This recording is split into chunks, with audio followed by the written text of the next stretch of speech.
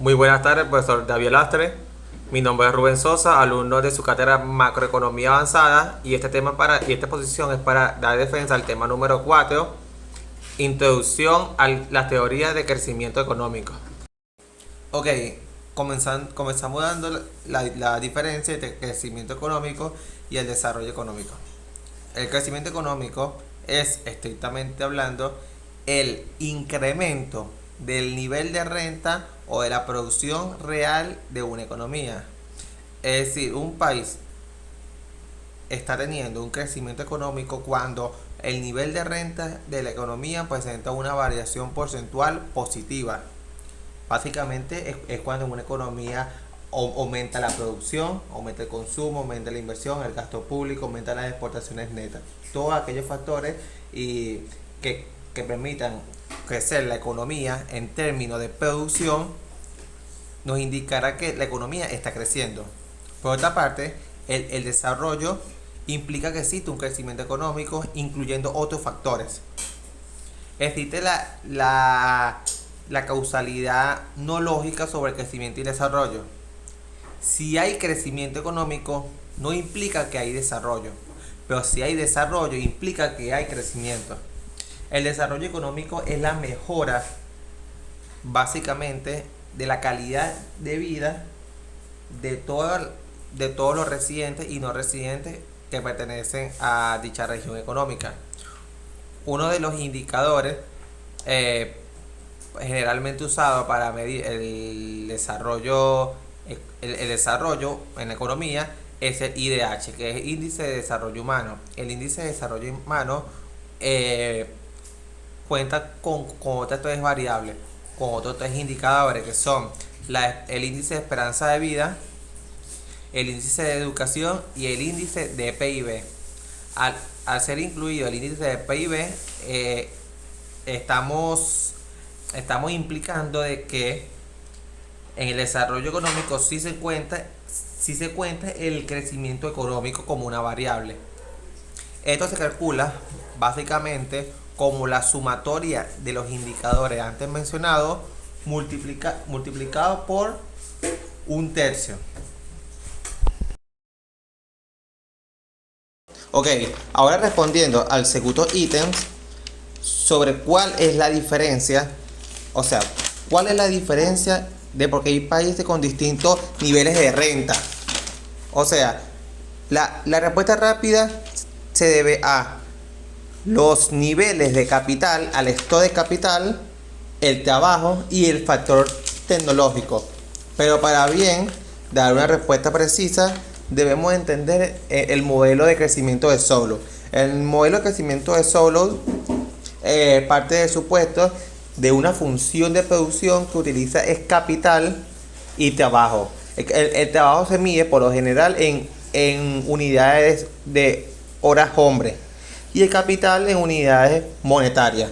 Y la función de producción lo que nos dice es la cantidad de bienes y servicios reales producidos en una economía para un periodo de tiempo dinámicamente establecido. Esta función de producción, o otro supuesto importante que tiene, es que posee rendimiento constante, es decir, que si las variables independientes del modelo, es decir, el capital y el trabajo, crecen en una cuantía determinada, constante, digamos n, se supone que la producción también debería crecer en esa misma cuantía. Partiendo de esto, si tenemos una función de producción de la forma determinada, si dividimos ambas variables entre el trabajo, ya antes he dicho que se mide unidades de horas hombre, tenemos una función de producción en términos de capital por trabajador, conocido como el capital per cápita, capital por trabajador. A partir de esto es que se crea la función de producción per cápita, es decir, por trabajador. Y a esto es también lo que se le conoce como la oferta de bienes y servicios por trabajador. Ahora bien, partimos de la demanda, es decir, la demanda de bienes y servicios por trabajador es igual al consumo de bienes y servicios por trabajador más la inversión de bienes y servicios por trabajador. Ahora bien, se sabe que el consumo es simplemente, que el consumo es exactamente aquello que no se ahorra.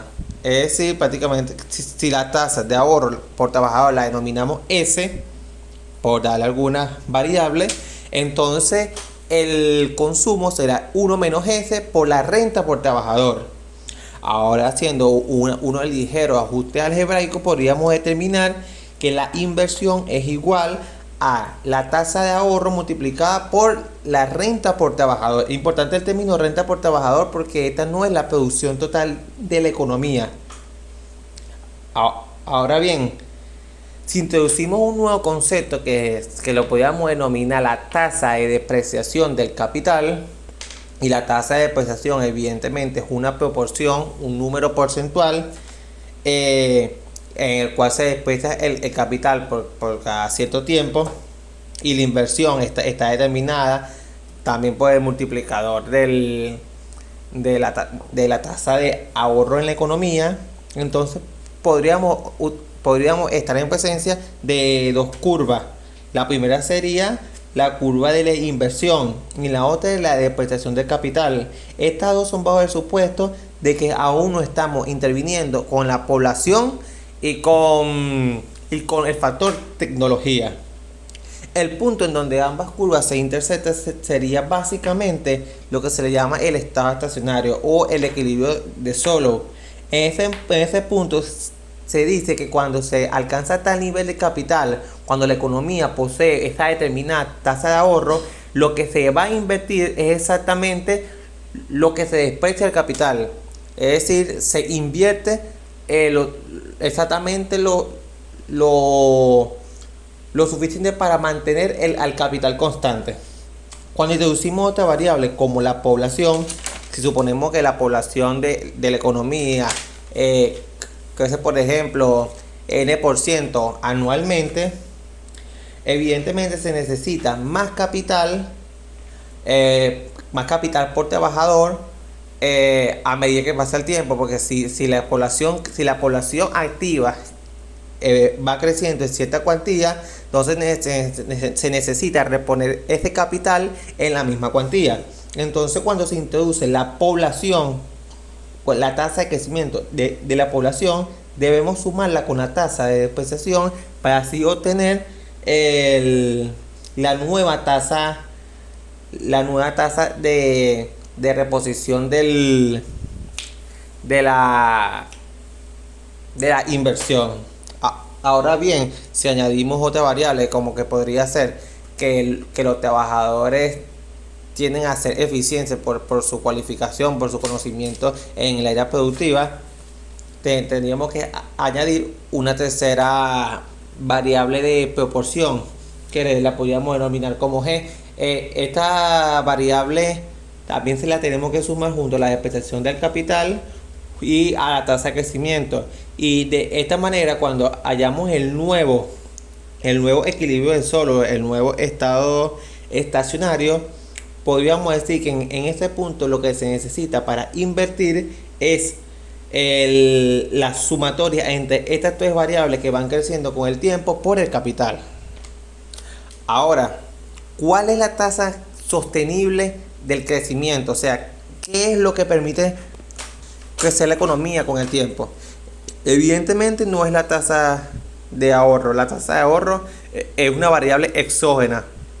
Suponemos que el gobierno puede modificarla con políticas fiscales, pero en este modelo es dado como exógeno. Tampoco la población. El crecimiento de la producción por trabajador sí va creciendo en la medida que va creciendo la tasa de la población, pero la producción total de la economía crece a una razón sostenible en el tiempo, a razón de la sumatoria de la tasa de crecimiento de la población y de la tasa de crecimiento del factor tecnológico.